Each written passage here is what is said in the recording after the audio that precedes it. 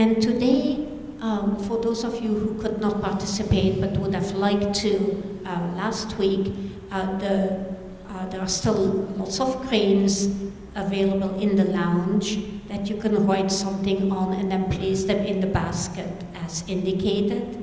So you go from left to right. And there are also more stamps that are the international peace stamps that the US Postal Office brought out. And feel free to take one of those.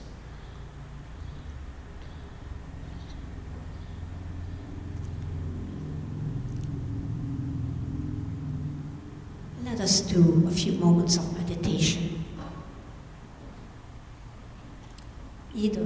But hopefully they don't sound like an erupting volcano. They're about what happens or what exists between silence and talking. It's a difficult space.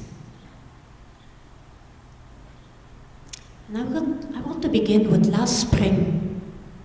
On March 31st and April 1st, US Senator Cory Booker delivered a very long speech.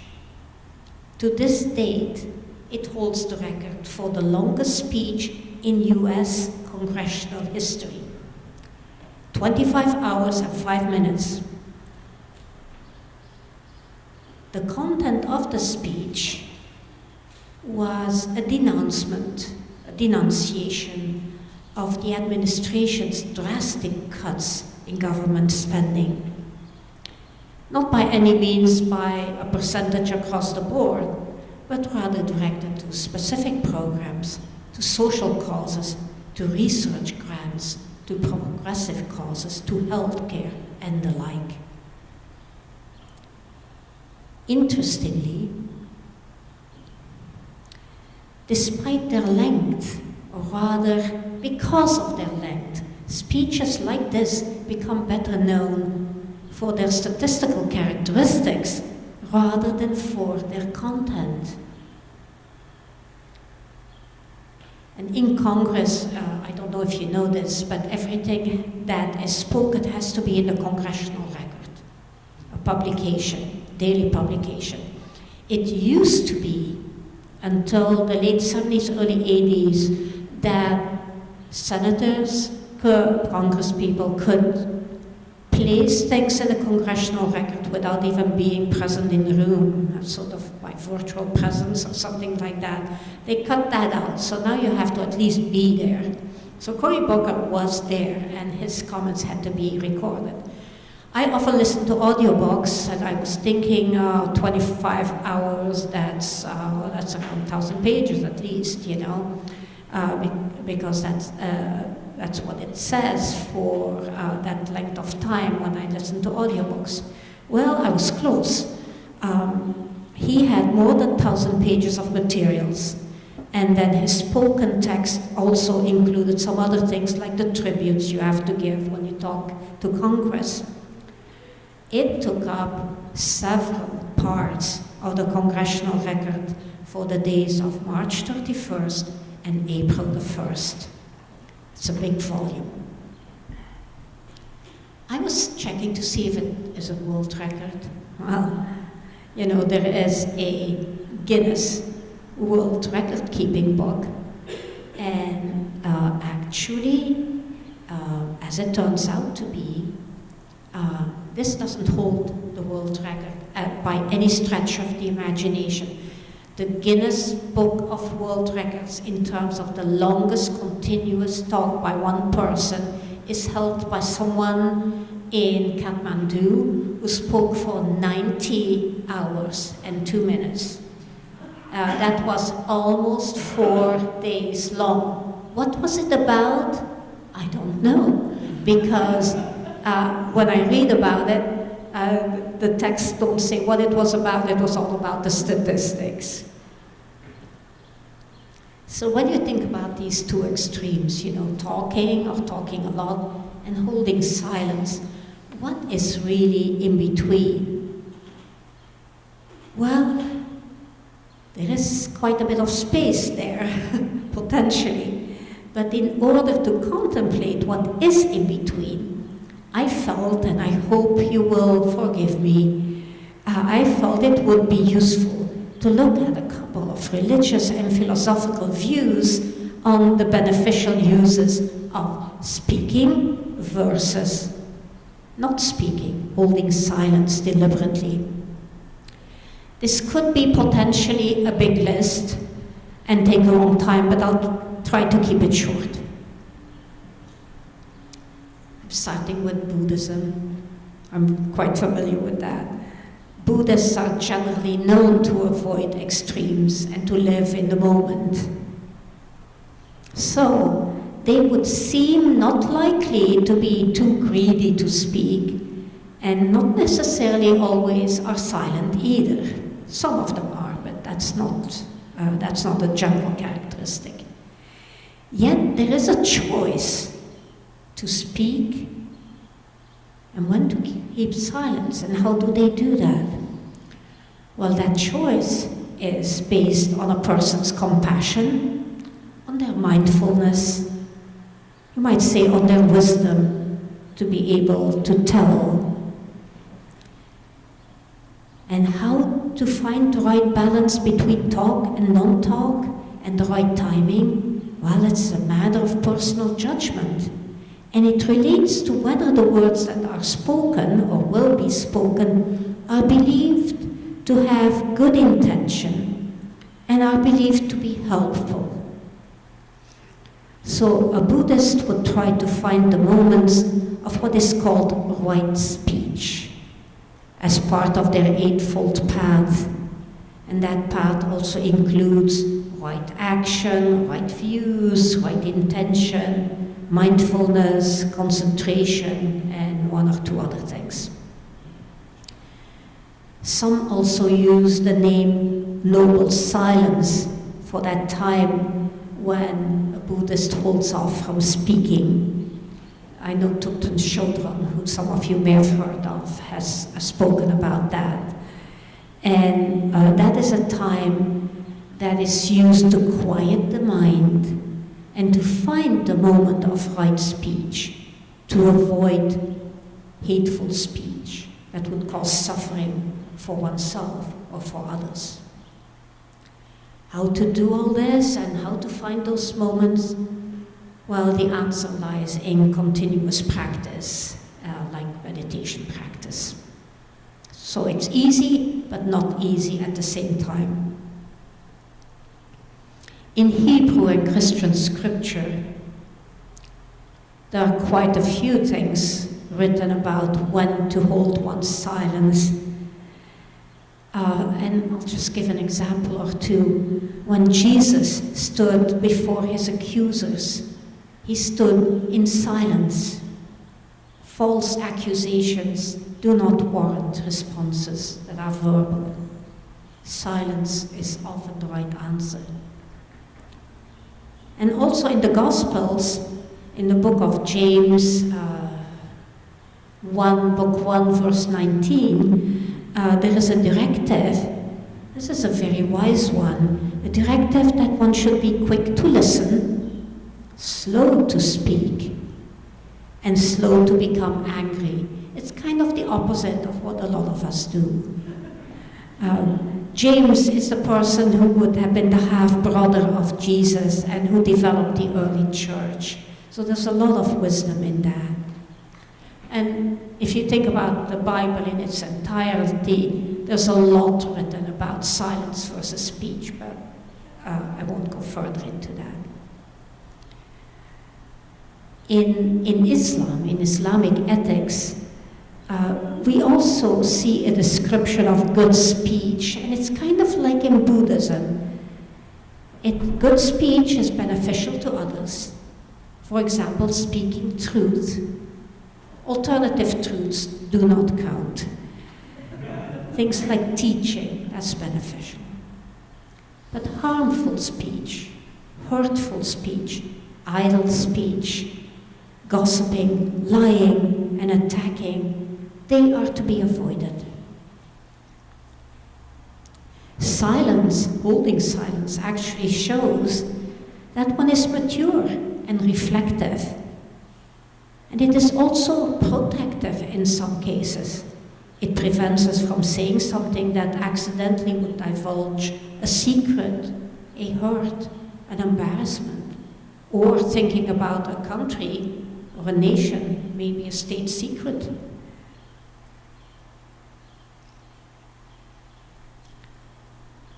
And we also often find good advice for daily conduct in the writing of the Stoics. And in contemporary versions of their thinking, a lot of that comes to fruition in humanism and also in Unitarian Universalism, as you will see. Now, when we talk about the Stoics, there are a few people who are mentioned, but they lived like centuries apart. You know, they're not just one group that was huddling together and doing thinking. But among them, there are 4 thinkers who are generally mentioned. They're widely spread across time and space around the Mediterranean basin. And I'll just briefly look at their main things they wrote about: silence versus speaking. Generally, their preferences lay more in the direction of silence than in the direction of speaking, as you will tell. I'm going in the direction of oldest to most recent. So the first one is Zeno. Zeno of Citium. Citium nowadays is called Cyprus. He was born in 324 BCE, so it's before the Common Era. And he's considered the founder of the school of the Stoics. And about this issue that we talk about today, his most quoted saying is something that's easy to remember and hard to practice. He said, "Human beings have 2 ears and 1 mouth, and they should be used accordingly. We should listen more than we speak." And he did not only say that we should be silent, he said also we should listen. There's a preview of what's to come. Let's hold on to that idea. So being the oldest is not necessarily the obsolete one here. It's a very important idea. The next one, time-wise, who's usually mentioned is Seneca, who lived from 4 BCE to 68 in the Common Era. He was born in Cordoba, which is now in Spain. And his view on speaking was this: speak less. Silence is the lesson that we carry away from the many sufferings in life. And trying to understand what he was saying in relation to silence, I looked at the Loeb Classical Library on some of his thinking. And he's often quoted in relation to a Roman tragedy that he wrote, Phaedra. And in there he said, speech and silence represent the fatal boundary between hidden, shameful passion and destructive public reality. And when I read that, I thought, now what does that mean? When one thinks about it, and I read the explanation in that source that I was consulting, what he meant was that we often are able and willing, and we do it, we speak effusively at length about little things that bother us, filling space with our words, but we keep big emotional traumas hidden deep inside. They're not so easy to talk about. So let's think about that for a moment. When I read that explanation, I thought, I know I do this. Do you think you do some of that? I mean, I don't ask you to raise your hands, but it's something to reflect on. And therapists nowadays have ways to get to the real stories. They will listen to our chatter, to our idle talk, and then they'll keep sort of prodding and digging and scraping at the surface until all of a sudden the real story comes out. The one that we didn't really want to talk about, but all of a sudden we feel comfortable that we can. This idea is not just an ancient idea, it's an enduring idea. So Seneca was important too in writing that play. And then there's somebody in that timeline, Epictetus. I included him because he was born in Turkey, in Western Turkey. So when we went from Spain to Turkey, those are big distances. And Epictetus lived in Western Turkey and then in Rome. And I have to smile when I read this. I'll start to cough. He lived in Rome before he was banished. So maybe he wasn't silent at the right moments in time. He lived between the years of 50 and 135 in the Common Era. His outlook on life was that life is continual warfare in one form or another. So when it comes to speaking versus remaining silent, he advocated silence is generally the wisest choice. In those times, yes, probably. And then I need to mention Marcus Aurelius. He is he is not just the most recent, he's probably the best known of the classic Stoics. And his book, called Meditations, is still widely read to this day. Marcus Aurelius was a Roman emperor. He also was a philosopher. An interesting combination. He's often called the philosopher king.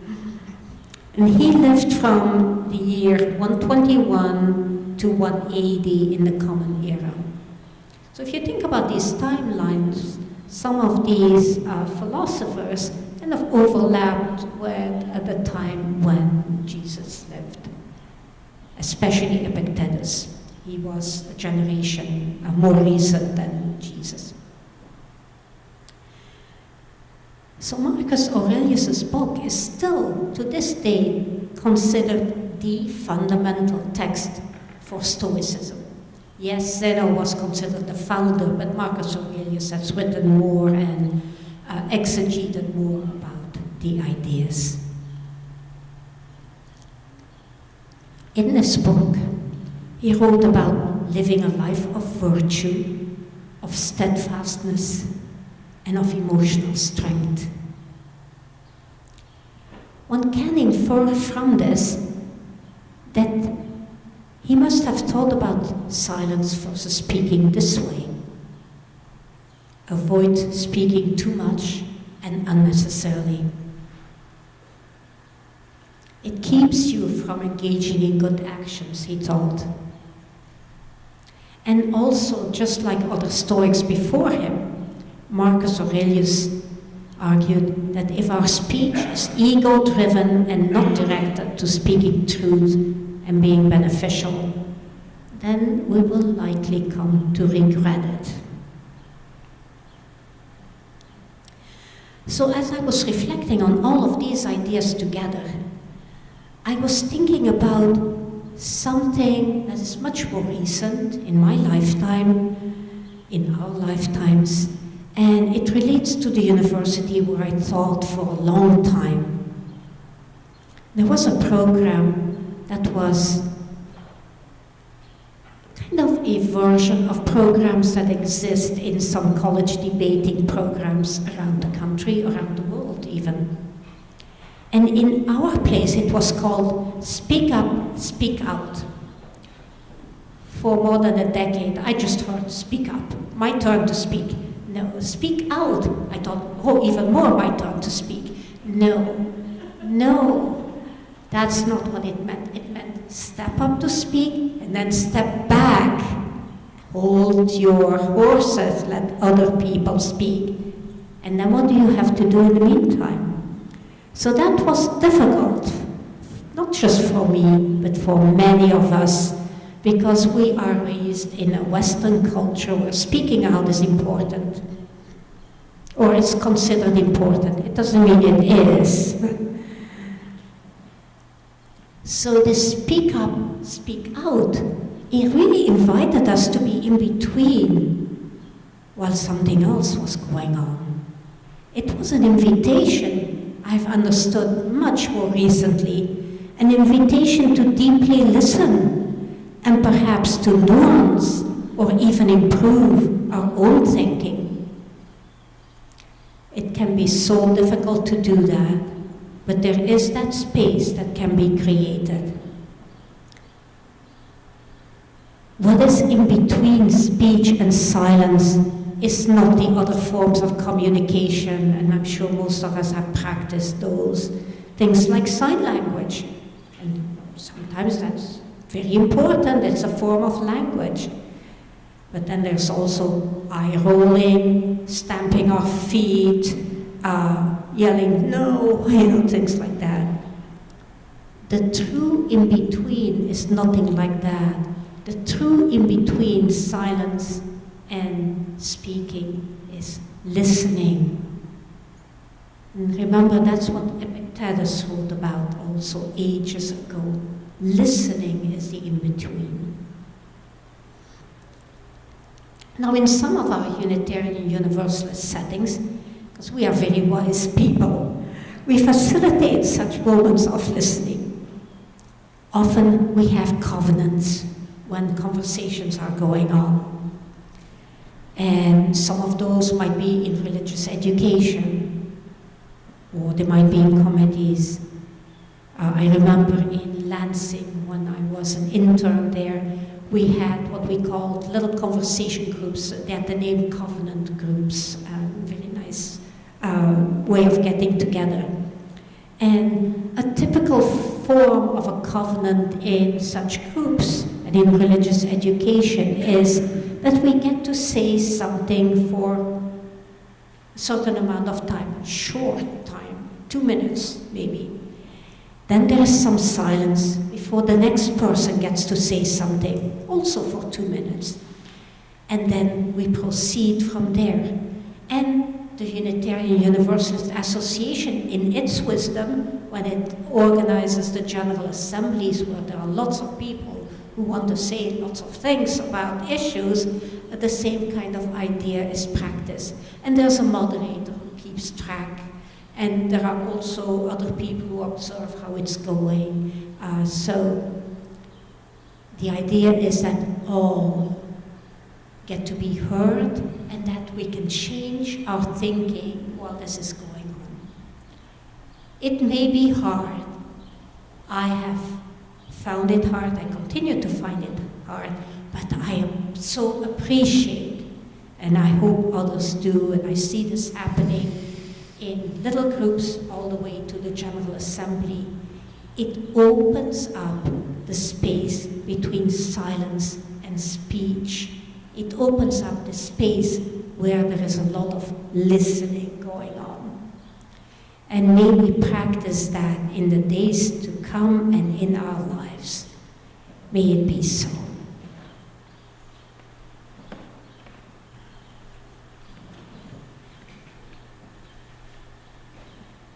Let us rise, embody our spirit, and sing our